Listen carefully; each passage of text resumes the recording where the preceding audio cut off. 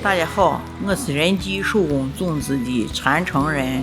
这个种植有100多年的历史，我是第3代传人。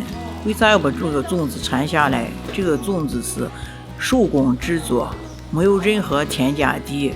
做这个种子时，先从那个选叶子开始，选这个叶子要选上等的芦苇叶子。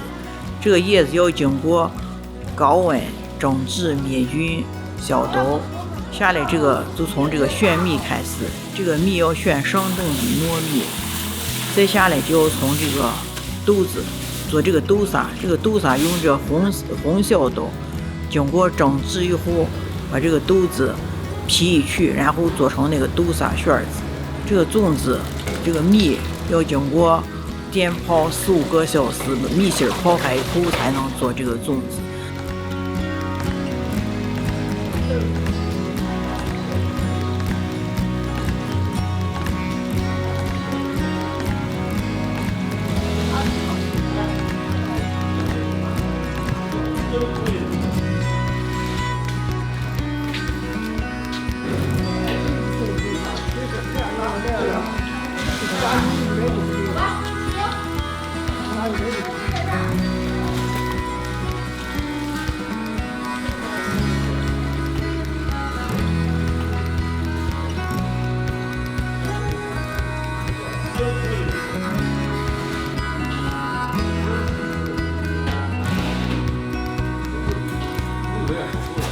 粽子包好以后，要经过高温蒸制4-5个小时，然后才会进刀。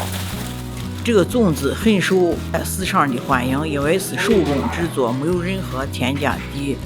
年轻人需要学习的时候，我可以免费提供给大家及时学习。